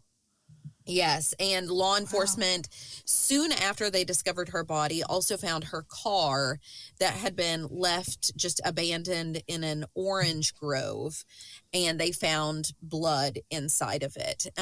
Robert Craig Cox was also 19 at the time, so the same age as Zellers, and had been in Florida on vacation with his family, staying at a Days Inn hotel that was only 100 yards away from where Zellers' Oh, body my had been goodness. found. On the night that Zellers disappeared, Robert Craig Cox actually came back to the hotel, this Days Inn hotel where his family this is was, crazy. Okay. with blood on him and an inch of his tongue bitten off. Oh, What? Yes. So, she fought yeah, hard. he tells his parents, he's like, obviously they see the blood. He said, "Oh, I bit my tongue." And they said, "Well, you've got to go to the hospital." Off. He said to them that, I know, that he had bitten it off, like himself, accidentally during a fight that had taken place outside of this local roller skating rink. Goodness. But according to local sheriff's deputies, no such fight ever happened. Right. And furthermore, after he finally does go to the hospital because he's bleeding so profusely, a surgical tech and a doctor at the hospital where Cox was taken, they actually said, "You know what? Your story doesn't make any sense, because if you bit it off, then the bite marks would have been in a different direction Right. than they were with the end that was taken off." And so they basically were implying somebody else bit it off. Right. And so, of course, then they're thinking, in trying to connect him with the Zellers murder, could it have been somebody like Sharon Zellers who had bitten it off if she were struggling, for her life? And what's crazy is at the same time, so remember he's 19, Mm-hmm. he was an Army Ranger stationed at Fort Benning, Georgia, and he in the military really shined. He had an impeccable military record. He was named like Soldier of the Year shortly after the Zellers crime occurred. Oh, wow. So Very he's really strong. good at being in the military. Cox was finally convicted of that crime about 10 years later in 1988 and sentenced to death because of the violence of the crime. Yeah. She's beaten to death. And because of further crimes committed in between Zellers' murder and the trial. And obviously, Zellers' parents are very relieved that this guy is going to be put behind bars for killing their daughter. Yeah. But that relief didn't last very long because his conviction, strangely, was overturned due to a lack of evidence in like 89 or 90. Yeah. When it went to the Florida Supreme Court, they argued that little evidence was there that could link Cox to Zellers' murder, which included the tongue bite, the fact that he was staying at the hotel that was so close to where the body was discovered. There was an imprint of a military boot, just like the one Cox was wearing that night, that was found in Zellers' car. Blood in Zellers' car matched Cox's blood type. There were 3 chest hairs there that were indistinguishable from Cox. Wow. And all of this was determined to be circumstantial. And so that conviction didn't hold up. And her parents were devastated. Oh, that's horrible. That's awful. Yeah, can you imagine thinking, my child's killer, okay, they've been sentenced to death, and then all of a sudden they're like, you know what? We don't have enough evidence. And I think it's crazy it's circumstantial evidence. Yeah. I mean, I'm not a professional at that, but that doesn't seem very circumstantial to me. No. Your Well, they blood type match. said it was the same blood type. Yeah, so it was a little bit more vague, I guess. But That's so sad, though. Maggie mentioned, I know, other crimes in the interim between Zellers' murder and the trial. Another crime that he had committed, and he was actually convicted of, was kidnapping 2 women at knife point in California, where he was stationed at Fort Ord. There it is. The kidnapping, occurred in 1985. So we went from, the 70s with Zellers' murder. Now we've got this kidnapping in 1985. And Cox actually served time in prison for that crime. Wow. It was after his release that he went to his boyhood home of Springfield, Missouri. Yes. For His parents a lived brief there. time. Yes. Yeah. Mm-hmm. And all of that was before, so he was in Springfield in 1992, and he was there for quite a while before he moved to Texas. And we do know that once he moved to Texas when he was 35 in 1994, so 2 years after the Springfield Three, 2 years, he was arrested for armed robbery in Decatur, Texas at a hair salon. So we've got a hair salon Weird. connection there. He held a 12-year-old girl at gunpoint. And so I mean, we know he has this history of kidnapping of female victims, potential threat with a weapon. Younger female and victims. I think that's why a lot Yes. a lot of people feel like he's responsible in the Springfield Three case. And it was actually the Zeller family who put Robert Craig Cox on law enforcement's radar because after Cox's conviction was overturned, the Zeller family, you know, they've lost their daughter. They're convinced this is the guy. So they started keeping tabs on him. Good for them. Yeah. And everywhere where he was moving. Yeah. So when they heard about the Springfield Three, you know, knowing Cox to be in Springfield, that's when they immediately call law enforcement. And, you know, when police began digging, they not only found that Cox was in Springfield, but that he actually lived nearby, and he had even worked at one point. I'm not for sure how long or when, but at with Stacy's father at the same car lot, though it's unclear if they knew each other. Yeah. So, wow. You know, now we're thinking, okay, he's murdered before, he's kidnapped before. There's a link to a hair salon. He's used a weapon, right, against these female victims. He's in Springfield, and there's a potential connection to Stacy's father. And so, you know, had he seen Stacy and Suzie, you know, had he targeted them? Right. You know, all those questions start boiling up. Only caveat with him would be that if he was, say he was going after Stacy, the girl's not supposed to be there that night. Yeah. Unless he just assumed they were. Yeah. Unless someone just assumed they were. You could have assumed, or he could have followed them that night. Well, maybe he was near the home waiting and watching. Yeah. It's possible. It could have been. Yeah. And we do have also with him another kind of shifting alibi. Okay. Also. So initially when he was questioned, he told police that he was at church with his girlfriend on the morning of July 7th. Yeah. Wow. And actually when his girlfriend was questioned, she corroborated his alibi initially. Yeah, but years later, when she was re-questioned, she actually recanted her statement and just said that Cox had threatened her and basically insisted that she say, yeah, we were together. Of course we were together at church that day. If he didn't have anything to do with it, that'd be a weird thing. Well, but this is the thing. They disappeared from 2:15 a.m.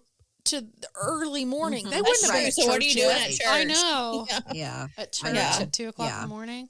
An additional detail to me that made Cox look guilty was due to an interview with a reporter. Cox told KY3 investigative reporter Dennis Graves, who visited Cox in a Texas prison after that knife point robbery, that he knew that the Springfield Three were deceased. So when he meets with this reporter, he's like, yeah, I know that those 3 ladies are dead. Oh. And he said, quote, I know they are dead. I'll say that. And I know that. End quote. But he would never say how he knew it, just that he did know it. That is. Well, you know, one thing I was thinking about, and Allison and I talked about this, is that maybe they used some type of Chloroform. ruse to get them out. Oh, yeah, a ruse. And so yeah. some people think that another potential link to the Springfield Three, it was that Cox was this underground utilities worker, and that he used that, like, hey, it's a gas man checking for a leak, you guys need to leave to be sure. No, I actually did. When I had looked up Cox previously, I did see several occasions where he had used that ruse to get into women's homes. And that might explain why the dog was outside. Yeah. Oh, yeah. And I mean, you too. wouldn't think twice about it. If somebody knocked on your door and they're in uniform and they say, you've got a gas leak, it's extremely dangerous, you need to get out. I mean, I would get out. Even at 2 a.m. Yeah, that's what I was about to say. Even at any time. Yeah, I would be like, yeah, get your stuff. We've got to go. Just come in your pajamas. Yeah. That's a really great point. Yeah, and not even give them time to put That clothes makes on. the most sense to me. Yeah, I think that right there, just that, knowing that he had a history of doing that and it could have been done that night, makes him my number one suspect. But how do you get them, all three of them, into the car? That's where I'm just like, know. That's true. Well, if they were in their underwear, he could have said, "Girls, don't worry about it. Jump in the van. Nobody will see you in there. yeah. I'll go in Yeah. and I'll put on a gas mask. I'll go get you some I clothes just or don't something." see it though. I don't see the mom doing it. I mean, you never know. Because from things I've read about her, they said she was really careful about things. One thing that I do know from my experience as a 911 dispatcher and my husband's experience as a paramedic is that you think that you're going to act a certain way in an emergency. That's true. And most of the time, you do not act that way. You could be the most prepared person and be the one who's freaking out the most when something actually happens. So you just don't know what her response could have been. That's true. But then I think about like me, if I was 18 and I was in my t-shirt and my panties and it was like 2:30 in the morning and I'd be like, oh, 100% because nobody's looking at me in my panties. Like, I'm going to go sit in this man's car. Yeah. Well, especially if there's a busy roadway right near it and, Yeah. you know. It makes me wonder if they had locked the cars. Like, do we know if the cars were locked? I don't know. Because that if he rushed them out the door, now granted they could say, "Oh, we'll go sit in my car, our own cars." But if their cars were locked up and he's rushed them out the door, he could say, "Oh, just go jump in my van. It's no big deal."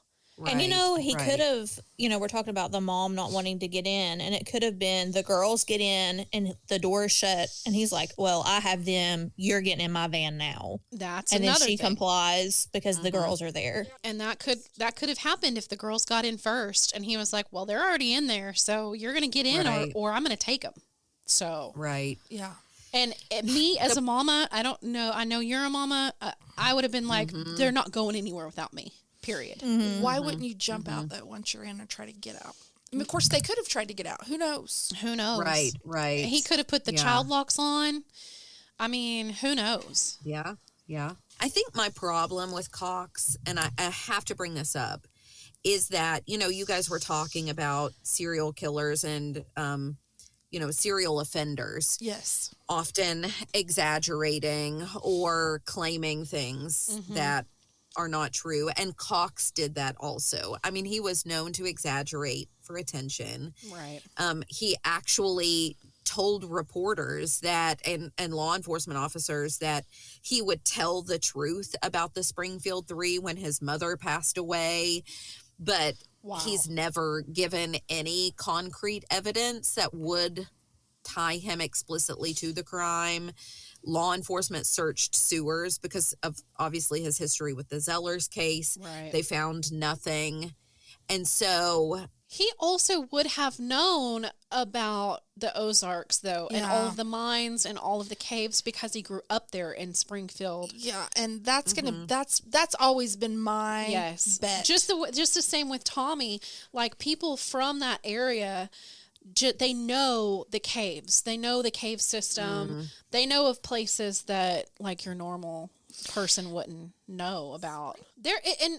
So I don't know why this just made me remember when we went into that bookstore there while we were there, and we were getting that book, which no one should read, by the way. Great bookstore. The great bookstore, but we found a book in there about the Springfield Three. We thought that it was about the Springfield It was 3. good too. It was good. However, they took facts from the case and then made up an investigation to go along with it that they did on their own During 2020. during COVID, where they claimed to have gone and investigated this case, and that's not the case. They did not do that. They didn't even talk to anybody from the case. None of that. So we read this whole stinking book.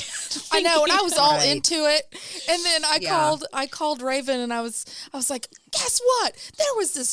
There was this, and I'm not going to give away, but there was this private investigator. She's like, no, there wasn't. I said, okay, I just watched a interview with those two guys, which it's a father and a son. In the book, they're brothers. But I was like, I just watched an interview with them, and they said none of that is true. So, like, literally none of it. The only thing that was true was when they were describing the case and what actually happened, just like we did. And then they just made a bunch of stuff up. That's the book we were getting in that little bookstore. And then this woman who was checking out next to us yes. said that she was around at that time, and she said the aluminum plant. Yes, she said check the aluminum plant. There's also this huge like mine pit, and we drove by it on the way there. Did. Yeah, it goes down like hundreds of feet where they have like dug holes. There's all these pits and mines and all sorts of stuff just right there on the outskirts. And she said that had been there during that time. And she said she thought it. Who did she say she thought it was? I don't remember. I can't remember who she said, but she said specifically the aluminum plant. Yeah. The aluminum plant, it was Gerald Carnahan. She said she knew him. Said. That's who she said. And she said she knew that guy, Yeah, she knew him. Yeah. So you're seeing people that live there that have all these theories. Yes. And these are people that are from there. It's so funny because we stood there and talked about that for like a good 20 minutes. Yeah. I love just talking. Well, she just started talking to me, and I'm like, okay, keep going. Because, tell me your theories. Because these are locals, and you're like, I'm eating this up. I'm like, tell me. Right. Yeah. I don't know if I'm convinced on any particular theory over the other ones. That's what I was about to say, too.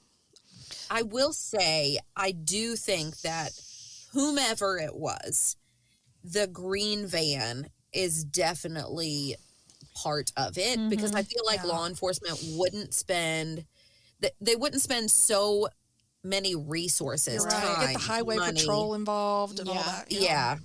If that were not somehow verified as a legitimate connection to the case. Yeah, and I do also believe that they released a sketch. They did. They actually released. No, it wasn't a sketch. It was a picture. photo. They went out and found basically a duplicate of that van that they were looking for and released that photo to the public. So it's creepy. So they really did think that had something to do with it. And then Steve Garrison gave the tip that was related to a green van. So he obviously has some sort of insider knowledge about a green van. Right. I mean, to me, all of these guys sound similar because all of them are roamers. They all roam across committing these crimes. I mean, I don't know. My thing is, where are they getting all the same information to tell the police that people wouldn't know if they don't know each other? I don't know. You know what I mean? Like, there's something missing. I think that about wraps it up. I mean, obviously, this is still unsolved. Obviously, these girls are still missing. Yes. There has been no one to even say close to where their bodies are located. Which is horrible. And again, I do want to bring up the point that this is the Ozarks, and there are caves and cave systems and mines and mine systems, lakes, all sorts of stuff out there where bodies could maybe not be found for ever and ever. So if you're local and you know that sort of information, there's a good chance that, I mean, even like with the Freeman Bible case we were talking about, like you could go and put the bodies in one of these mine shafts or caves and just simply collapse it and no one would ever know. Yeah. And then the water underneath would probably flow it down. Yeah. So they would be far away from where you have dumped them. So who knows? I don't know why my gut leads me away from Cox, and I don't know that why. too, and I don't know why. If I had to pick one, I lean toward Steve Garrison. Yeah, and I also don't fully believe the trafficking theory that this was a trafficking thing. No. Now, because if you are any sort of criminal at the time, you're going to know how to leave those signs, and you might be deterring. You know, it might be a red herring. So I just don't know. I just don't know. I don't think the trafficking comes into it at all. I just don't. I literally don't have a theory because every single thing we talk about, I'm like, oh, yeah, that sounds good. And then I'm like, but. And then we go to the next one. I'm like, oh, yeah. And then I'm like, but. You want me to tell you mine? Yeah. You're probably going to cut this out. Am I going to? Why would I cut it out? It's Jeremy Jones. Oh. Your thing with everyone ever is Jeremy Jones. Jeremy Jones, we also talked about Jeremy Jones. He was a lot like Tommy Lynn Sells in this area and around those areas. We don't know he wasn't there during that time. We don't. And Jeremy Jones did know the cave system and the mine system very well. He also liked to boast about things that he did and did not do. Yes. So, I mean, who knows? He could have. And he knew Tommy Lynn Sells. He knew Missouri. So it's possible they could have went through there together. It's possible. Could have. Yeah, in the Ozarks. Who knows? Who knows? Well, I want to say a thank you to Coffee and Cases for diving into this with us. Yes, thank you so much. We actually didn't think, I thought this was going to be a quick one, and here we are, 2 hours in. So. Right. But once you get into it and you unravel it, there's actually quite a lot yeah. to this case. Yeah, there is a lot. Yeah. Yeah. So thank you guys so much for being with us. you. We appreciate It it. was fun. Enjoyed Thank you. Yeah. You can find Coffee and Cases wherever you get your podcasts. You can also find us, Sirens, wherever you get your podcasts. Again, if anyone out there has any information in this case, if you've heard your dad or grandpa or somebody talking about it that you think they have pertinent information, you can always call, obviously, the Springfield Police Department. You can send in your anonymous tips on the FBI tip line. Again, I will put that in the show notes. And other than that, it's just a mystery. You've reached the end of our episode. All suspects are innocent until proven guilty in a court of law. Join Raven next time on the Sirens Podcast.